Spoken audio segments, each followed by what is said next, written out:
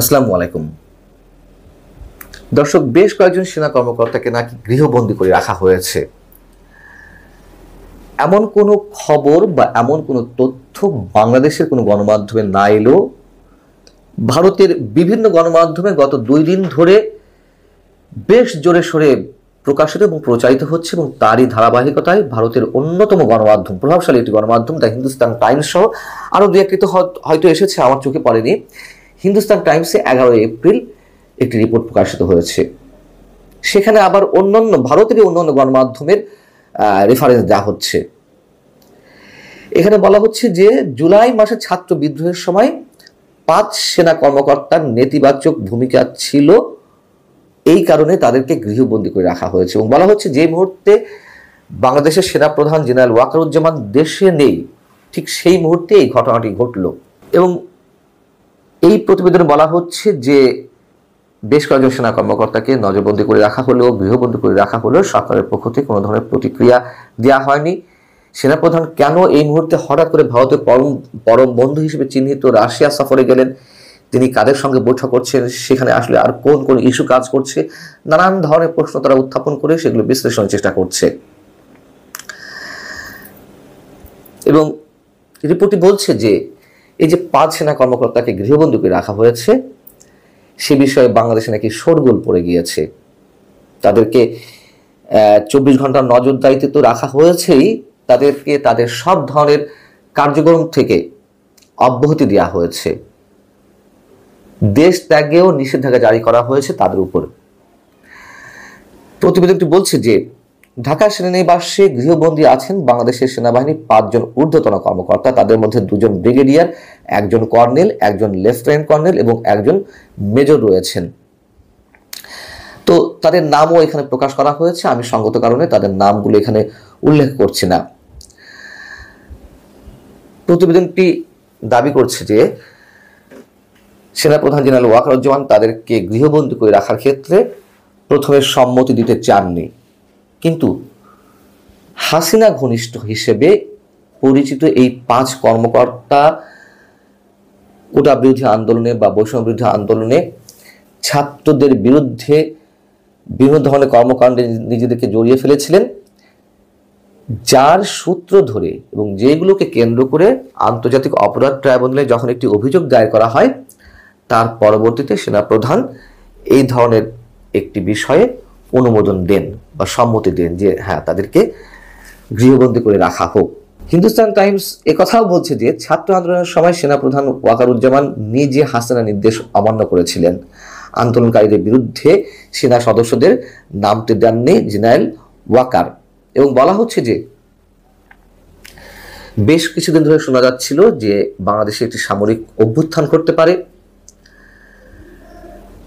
সেই গুঞ্জন এখনো থামেনি, যে কোনো সময় সেটি ঘটতে পারে। প্রশ্ন হচ্ছে যে আমাদের সেনাবাহিনী নিয়ে ভারতের বিভিন্ন গণমাধ্যমে নানান সময় নানান ধরনের বিভ্রান্তিকর খবর প্রকাশ পাচ্ছে। এর আগে সেনাপ্রধান যেমন যেদিন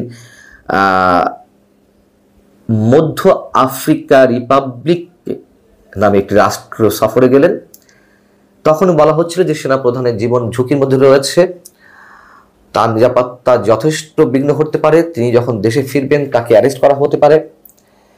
সেনাপ্রধান জেনারেল ওয়াকারুজ্জামান জীবন ঝুঁকির মধ্যে রয়েছে, সে আমরাও জানি। নানান ধরনের গোষ্ঠী তার বিরুদ্ধে অবস্থান নিয়েছে, সেনাবাহিনীকে বিতর্কিত করতে নানান ধরনের কথাবার্তা তো আমরা এর মধ্যে শুনে আসছি। কিন্তু যা নয় তার চেয়েও বেশি কিছু ভারতের বিভিন্ন গণমাধ্যমে গত কয়েক মাস ধরে প্রকাশিত হচ্ছে। এতে করে ভারতের লাভ কি, আমাদের লাভ কি, সেগুলো যথেষ্ট প্রশ্নবিদ্ধ বিষয়। এবং সেনাপ্রধান নিঃসন্দেহে বাংলাদেশকে একটা স্থিতিশীল অবস্থা রাখতে তিনি যথেষ্ট ধৈর্য এবং যথেষ্ট চিন্তাভাবনার মধ্য দিয়ে এগোচ্ছেন, এ কথা আমাদেরকে স্বীকার করতেই হবে। এ কথাও তো সত্য যেটি এই প্রতিবেদনে এসেছে। জাতীয় নাগরিক পার্টি কিংবা সাবেক ছাত্র সমন্বয়ক হাসান আব্দুল্লাহ এবং সার্জিস আলম সেনা প্রধানকে বিতর্কিত করতে যে মন্তব্য কয়েকদিন আগে করলেন যে তিনি একটা ইনক্লুসিভ নির্বাচনের কথা তাদেরকে বলেছেন, আওয়ামী লীগকে পুনর্বাসনের চেষ্টা তিনি করছেন। এরপরে আমরা দেখলাম যে নানান পর্যায় থেকে যাদের আমরা কখনো কাউন্টিংয়ে নিয়ে আসেনি, আলোচনায় আমরা আমার কোনো প্রয়োজন মনে করি না। তারাও সেনাবাহিনীর বিরুদ্ধে যথেষ্ট পরিমাণ বিষোদ্গার করতে লাগলো এবং এমন একটা অবস্থা হলো যে সাধারণ মানুষের মুখোমুখি সেনাবাহিনীকে দাঁড় করানোর একটা অপচেষ্টা তারা যেভাবে করার চেষ্টা করছিল,